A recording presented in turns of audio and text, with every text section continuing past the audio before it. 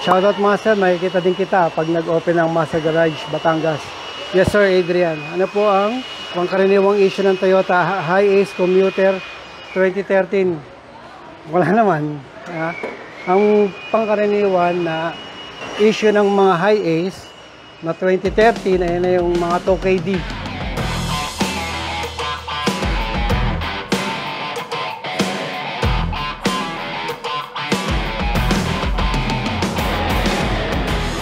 Ito kasi, ito yung mga ancestors niyan, mga ganyan. Ito yung Super Grandia 3.0. Pagkatapos yan, ito na.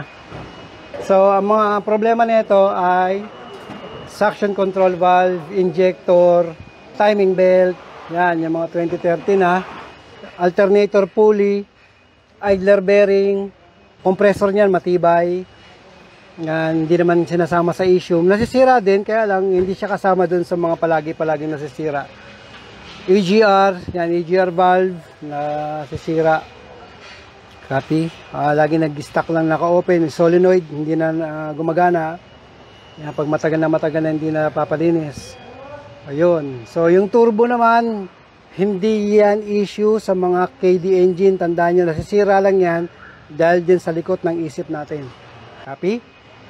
Fuel filter lang ang dapat yung palaging isabay sa pagpapachange oil nyo para maiwasan na huwag masira ang mga injector, suction control valve, common rail, high pressure pump, at saka yung gasolinahan na malilinis. Okay? Matibay yan, sir. Ang KD engine, ang isa sa pinakamatibay na makina sa buong mundo. Go ahead. Yan, pumapangalawa to sa mga 4JJ1, 4JK1, sa mga Isuzu. Pumapangalawa to. Bakit to pangalawa lang? Ayan, kung ito naka-timing chain, ito na ang pinakamatibay na engine sa buong mundo. Naka-timing belt eh. No, sa MUX, naka-timing chain. Kaya, hindi issue sa kanila may mapuputol na timing belt. Okay, copy. Yan, ilang taon papalitan ng coolant? Dapat yan 24 to 36 months. 2 to 3 years palit. Ganun lang po yan sa coolant. Palit lang naman. Ngayon sa radiator, kasabay niyan dapat thermostat. Ayan, water pump. Ayan, yung mga ganyan, matatagal na masyado. Copy? Nagpa-EGR lang sana, okay na sana yung EGR niya, sabit naman yung turbo. Ayan. Sayang.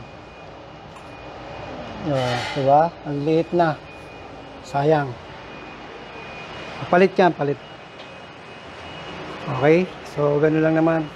Mga paps, bago lang kayo sa channel namin, mag-subscribe lang kayo sa Master Garage.